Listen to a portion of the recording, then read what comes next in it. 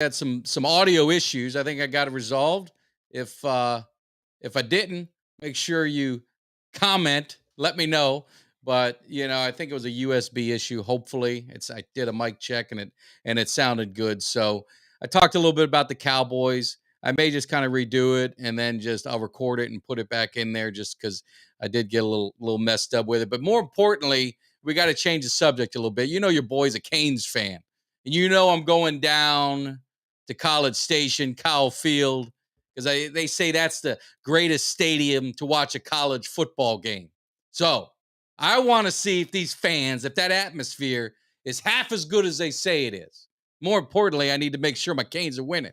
So, you guys, I love my Canes, but I'm not in depth with all the college football. I know enough of it to be dangerous, but I had to get deep in this game. So I had to bring on a special guest, and it's my man, Abram, with the Pre-Snap podcast. He's got a new podcast started. It's on Spotify. He's also on Instagram, so make sure you guys check him out. I'll be getting that on there. But let me bring him in. My man, Abram, how you doing, buddy? Man, I'm doing great. How are you doing? Oh, doing good, man. I'm glad you're working. Hopefully you can hear me. Hopefully we got the technical difficulties out of the way.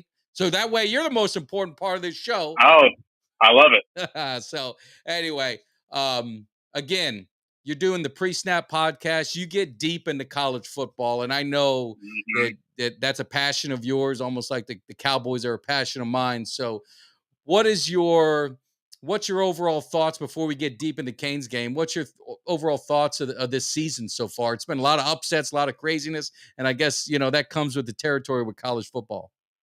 Man, I tell you what, you're not wrong. Last week we got App State going into College Station. Funny how we're talking about this now. They beat Texas A&M.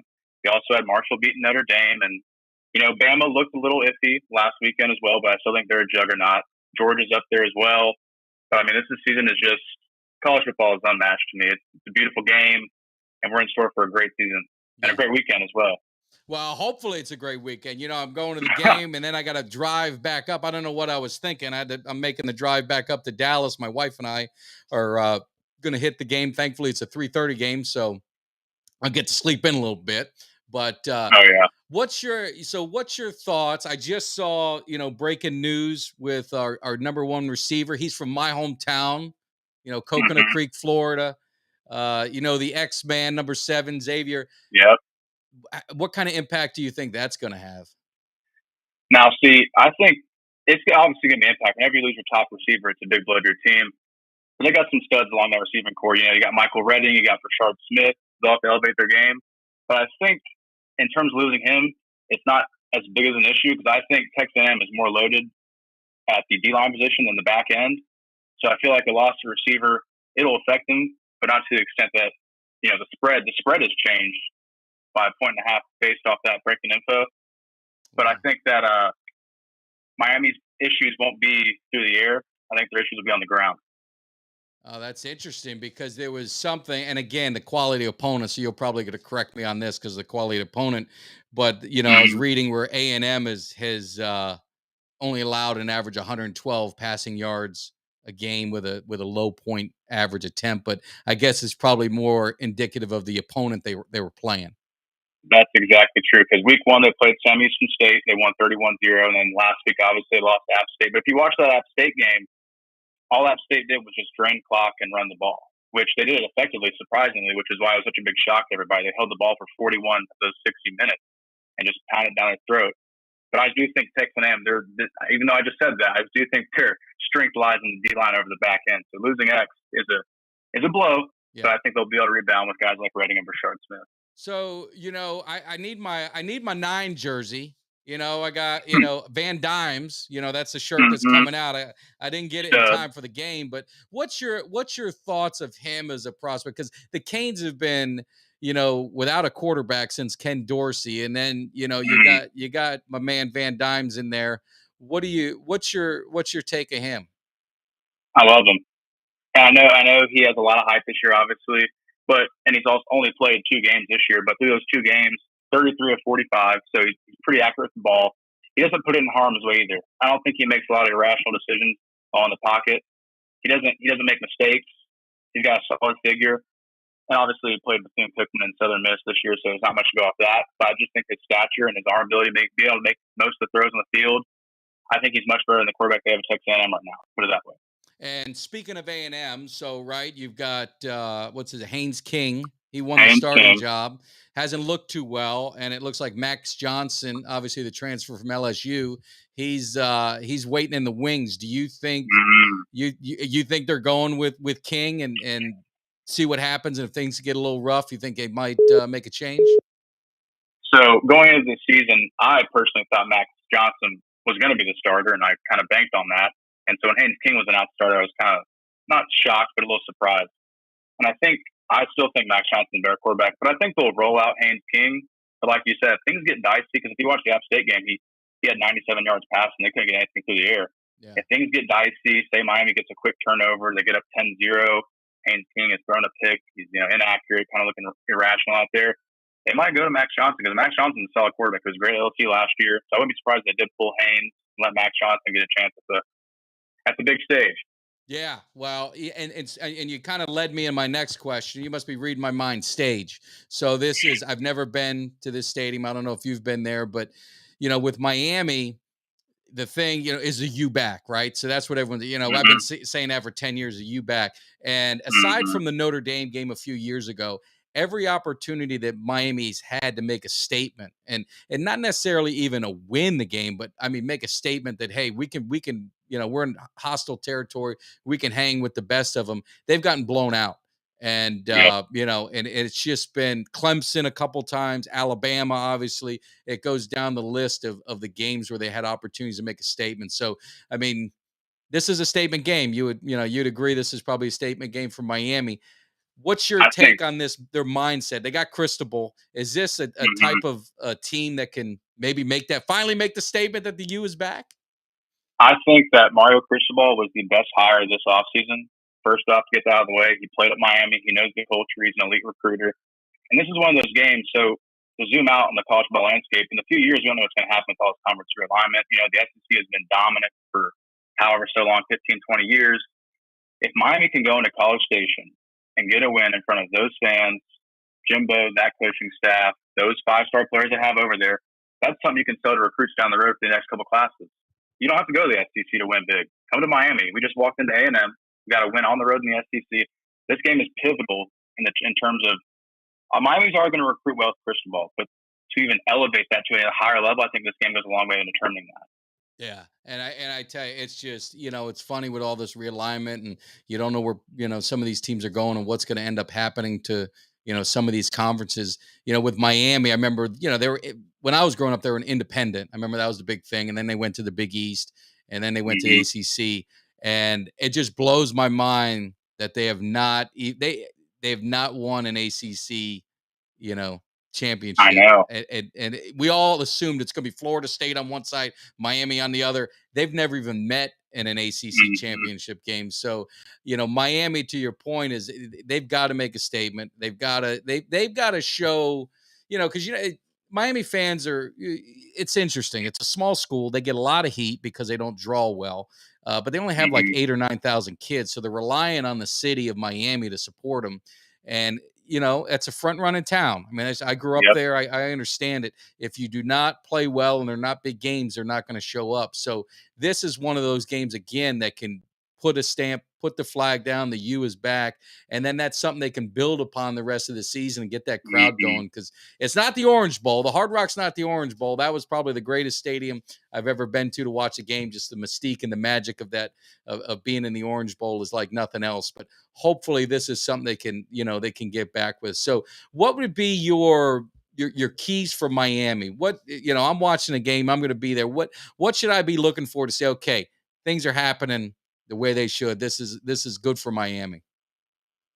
So first off, I mean, we're just talking game plan, what they need to achieve. They need to just, I think, load the box, make Haynes King. If they can make Haynes King throw the ball 30 plus times, that's a win. Mm-hmm. If you can get him to keep continuing to pass the ball, because they have a game breaker at tailback at Devin Chain. He's an absolute stud. He returns kicks. He catches out of the backfield. He runs it out of the backfield. Does it all. If you can control him and make Haynes King just a passer and make him beat you, Miami has a great chance to win. And on the offensive side, Miami just needs to I don't think they have to go play a crazy offensive game. I think it's going to be a low scoring game. So if they can consistently get 3.5 yards a carry, maybe nothing crazy, just keep the run game somewhat alive and let Van Dyke dink and dunk down the field. You don't need these huge chunk plays. If you can get them, you love them. But I think it's going to be a red zone game. Yeah. And so Miami, I trust quarterback play at Miami way more than I trust the quarterback play at Texas A&M in the red zone. Now, it's all relative because we're playing in College Station, totally different animal on the road. But I think the keys are if you can make Haynes King a passer, get that pass count up, and if you can, as an offense, obviously don't make mistakes. That's the biggest thing. The turnover game will decide this game probably. Don't force it down the field. Just play your game and just limit turnovers. Once again, Haynes King needs to be a passer. Don't let A-Chain get loose. Yeah, and do you think that Miami? Now they got my son always corrects me because they had all these transfers. So I think is it Henry Parrish is the running back that from Ole Miss? Was it Ole Miss? Mm-hmm. I mean, is he? What's your thoughts on him? I don't know him as well. Is he a guy that can carry the load and that can go in there and get some rough yards for us? I think he can. I mean, on the year, he obviously, once again, they've only played between Cookman and Southern Miss, so there's not much to go off, but he's averaging 5.9 a carry. He's got 4 touchdowns. And also, Thaddeus Franklin is also in the backfield. He's had 21 carries in the season. If both of them can just share the load, keep each other fresh, going late into that game, it'll be huge for them because I just think they need to keep it. You can't just abandon the run game. That's in every game in football, pro, college, whatever. Can't abandon the run game. As a Cowboys fan, I could tell you that I watched it happen on Sunday night. Man, I tell you what, that game, I was a little surprised. I'm not a huge NFL game guy, but I watched that game. I was a little surprised at the Cowboys offense. I mean, how do you stop running the ball? Now you're going to get me sidetracked. I mean, how do you run the ball at 5 a clip on the first drive? Zeke is getting constant, and then you just don't run the ball no more. That's Mike McCarthy. Now, do you blame McCarthy or do you blame Kellen Moore? Ooh, what? See, I like Kellen Moore, though. I don't want to put blame on that. The way and now we're gonna get really sidetracked. We're gonna get deep in the weeds. If you're the head coach if you get hired to be the head coach of the team and you're an offensive guy, and they say, oh, by the way, you're hired, but here's your offensive coordinator. Don't you think that pretty much undermines and cuts the legs right from under him? Yes. Simply put, yes. That's the part I'll never understand. And I was getting into it. Unfortunately, I was a little choppy. I might have to redo it because I wanted to get really rolling on Jerry Jones. But that's the part that just it frustrates me because we got to win in spite of the owner. Mm-hmm. And that's been the way for years. Yeah, well, I've seen it probably longer than you've seen it. Yeah, you've seen it way longer than I have. You're right. But so jumping back to the Hurricanes, just to finish up, and I may ask you a couple pro questions, just out of curiosity, your thoughts, because there's a couple hot button issues, with the Cowboys. But looking at Van Dyke as a pro prospect, he's probably coming out after this year. Is he a guy that you'd anticipate is going to be one of the top quarterbacks taken? Yes, I think he's 6'4", 225. Has an elite arm, can make all the throws. I think the biggest thing is he doesn't put the ball in harm's way a lot of times too. From what I've watched, I haven't watched a ton of film on him, but I've watched him play here and there. Last year, I've watched him more because he just played in. Yeah. This year, I've watched a little bit because they played, 2 lower competition teams. But I think he can make all the throws. I just think he doesn't put the ball in harm's way a lot. I think he's really good at just staying composed, not scrambling out of the pocket. I mean, obviously, when pressure breaks in the pocket, you gotta get out there. But he's calm. He looks calm in the pocket. That's my biggest thing about him. My takeaway. Yeah, well, he better not go to an NFC East team because then it'll really break my heart. So, so you never know. What can Miami? How do you stack Miami's defense against their offense? Because I was at the game, the first game of the year, and let me just tell you, I wish this game was in Miami. And I know we're playing them. I think either next year or the year after. They got to come to our place, and hopefully it'll be a 12:00 game in September. It's I forgot how hot it was down there, so I bared through it the best that I could and watched it. And the one thing I saw, which concerned me, but maybe you tell me, maybe some of these teams just don't show a lot. But Miami was giving up some chunk plays. Yeah, they didn't give up a lot of points, but they were giving up these chunk plays. And is that a concern that we should have for our defense? And if it keeps happening later in the season, yes. But through the first 2 games against 2 opponents where, I don't like saying this, but the motivation factor really isn't all there. You're a better team. You got all across the board athletically, you're overall better. I don't think it's going to be a problem down the road. Obviously, right now it's a little worrisome, but I think once the competition ramps up, the players ramp up their motivation as well. I mean, it's hard to get an 18 to 20-year-old between that age range to get fired up for Bethune-Cookman at home when you have Texas A&M in 2 weeks or even Southern Miss last week. But they have some studs on the defensive side. They've recruited really well on the defensive side. James Williams, especially, he's a 5-star safety. He's there. I really like him. Yeah, he's one of my favorites. Oh, he's really good. And then Corey Flagg is a linebacker I like as well. Mm-hmm. Cameron Kitchens, Tyreek Stevenson. They have a really good back end. Really good back end.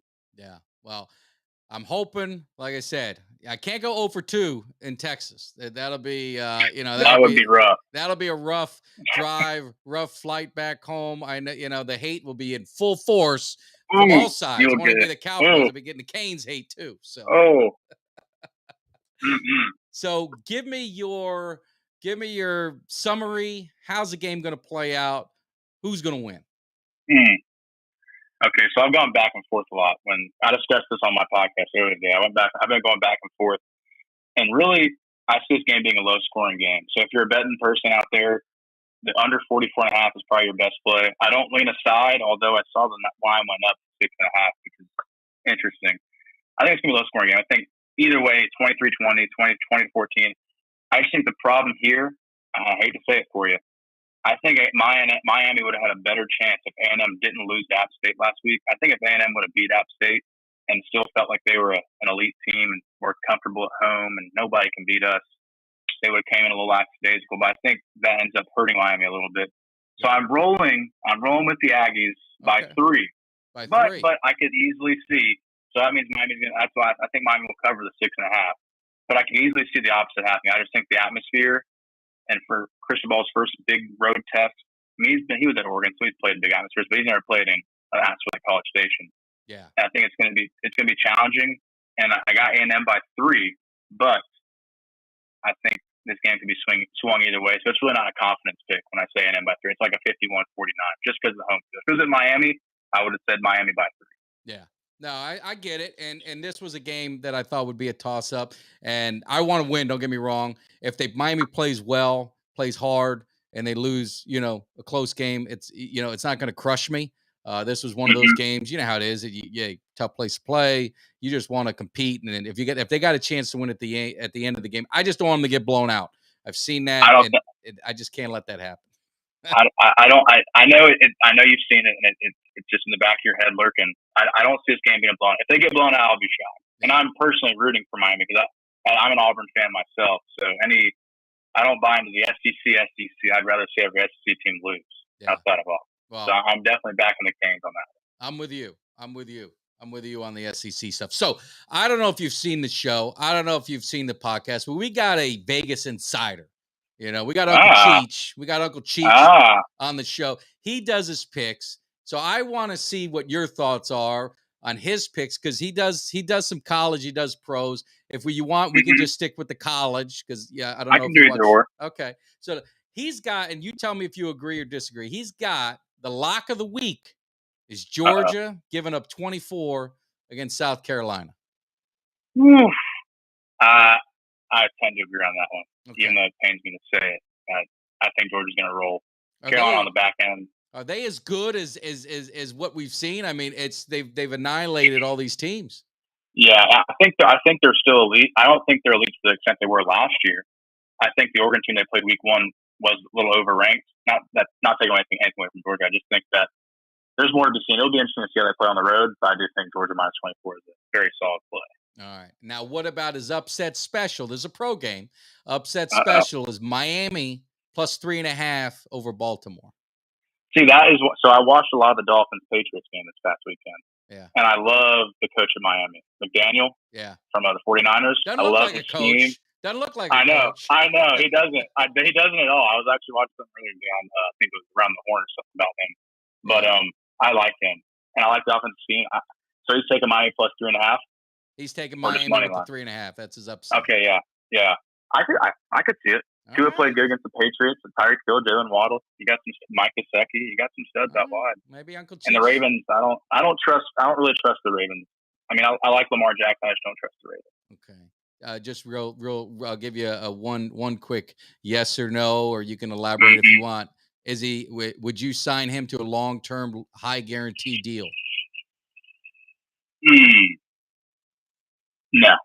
I just think I think he's just gonna the way he plays. I think he's gonna hurt himself.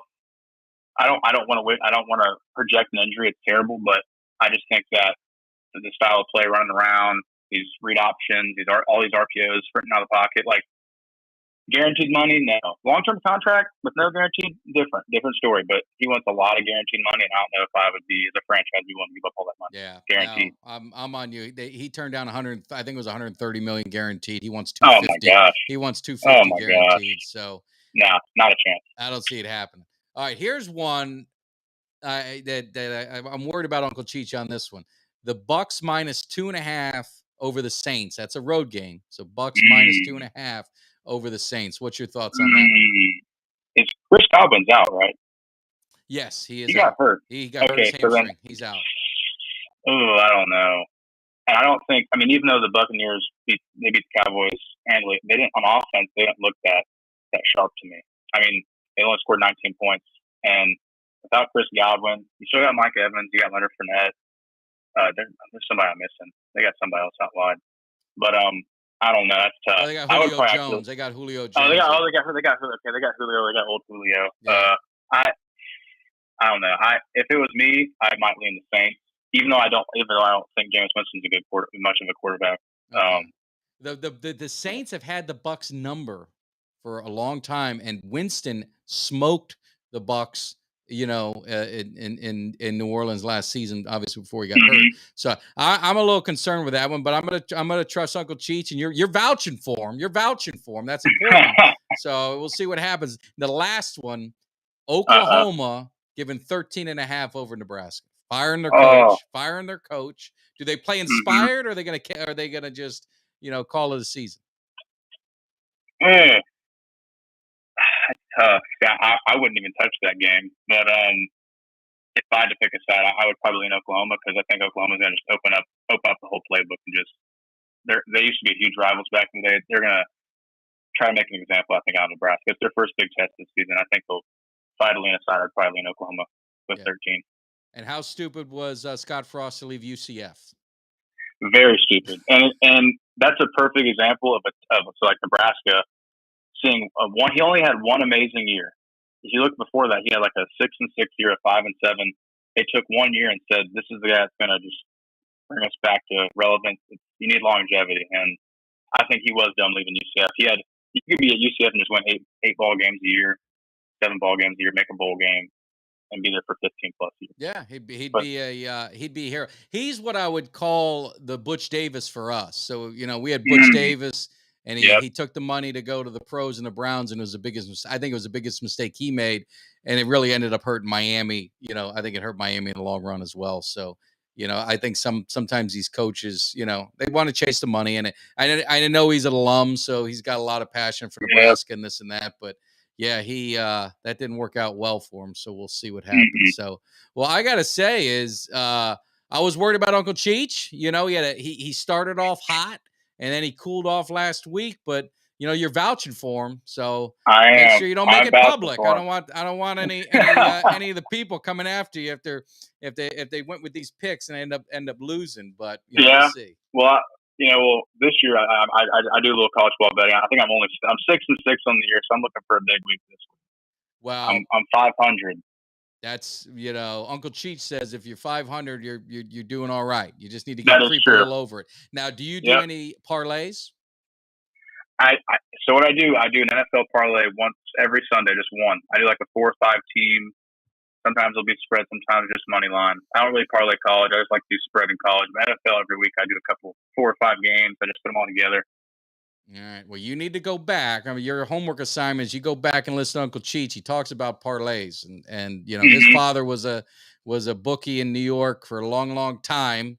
He spent some time in college, not the college that we all want to go to, the other college for some wrongdoing. So He says parlays, don't ever do it. You pick one team, you play that one. You never Yep. parlay. Parlay is a sucker's bet, and that's what makes the Vegas rich. I 100% agree, because when I first got into it, I would just do like a couple bucks adds up when you keep making parlay, and then I realized over time, you can make consistent. It's hard to make any kind of money in sports betting. It's not anything easy. Yeah, that's why I'll just do like a couple bucks on a 4 or 5 team parlay in the NFL. That's it. Everything else is just a spread bet, one bet on one team. Yeah. No, that's parlays are killer. And not only Uncle Cheech, but there's I know an Uncle Dan, and he would bet small college home underdog. Small college. That's a good trend. That's all he would do. Schools you never even heard of. It'd be like back then it was like Division III or whatever. Well, I don't know what they call them now, but it used to be that small colleges, home underdog. He'd bet on that. So that's definitely a good betting trend. That's a tip for you. I like it. So again, Abram, I appreciate it. Tell the people where they can find you. How can they listen to your show? You got all the college football insights. So where can they check you out? Well, thank you for having me on. You can check me out on Spotify, Free Snap Podcast, on Instagram, Free Snap Abe. All things college football. We give some picks out. We talk about the biggest matchups and upsets. Just if you're a college football fanatic, just head over Free Snap Abe on Instagram, Free Snap Podcast on Spotify. Yeah, that's it. That's where you can find me at. All right, man. Well, I appreciate it. We got to do this again because I love college football. I got no one to talk to about it because my co-host on Monday, Jimmy D, he's not a college guy. He likes pros. He likes all pro sports, but he loves hockey. I don't know hockey, so it's a give and take. I know a little hockey. We got to give and take a little bit, you know? I agree. So we'll definitely have you on again soon. Guys, make sure you check out his podcast. It's great. It's on Spotify. I listen to it all the time. It's got great content, good stuff, good insight. So, Abram, I appreciate it. Thanks for coming on the show. I appreciate you. Thank you. All right. Take care. I'll see you. You too. All right. We got that done. The man, I gotta trust his judgment because he knows what he's doing, but he's picking against my Canes, and I can't have that. I, of course, am picking my Canes to win. I don't go down there to lose. I'm not going nowhere to watch my team lose. And then come Sunday, like I said, we might have to come back to Dallas. We'll be driving back, and I expect to win that one. So, it's not Canes Nation, but, it's a great to be a Miami Hurricane. And, of course, Cowboys Nation. We're going to have a good weekend. I got to feel happy, got to feel ready to go. So make sure, again, you guys subscribe, like, share. I apologize on the audio issue. I figured out, again, what it is. You got these connections. I had the one connection in the USB. It wasn't the best USB on my brand new laptop, some cheap thing that they got. I spent all this money, and it's not working. So I got it figured out. I need to stay on the right side. So if it ever gets staticky, I need you guys to say, hey, Mike, make sure you're on the right side. And until then, you guys have a great weekend. Hopefully your teams win. Hopefully we get a little bit going. I don't have a big Canes ending. So there's nothing I can really do. I'll give you a little blast from the past. It's not Miami, it's Cowboys, but it's hype. And the season is just starting, so don't give up on us yet. Guys, have a great weekend. I'll see you at AT&T, or maybe I'll see you at College Station. You guys give me a holler if you're out there. I might be dropping maybe a little video down there with some tailgating. I just got to find places to go. Who wants to accept me? Who's going to feed me? So have a great weekend. I'll see you guys. Take care. The Eagles getting ready, because you might not like it, but you will learn to love it because we are the best thing going today. Now, can you?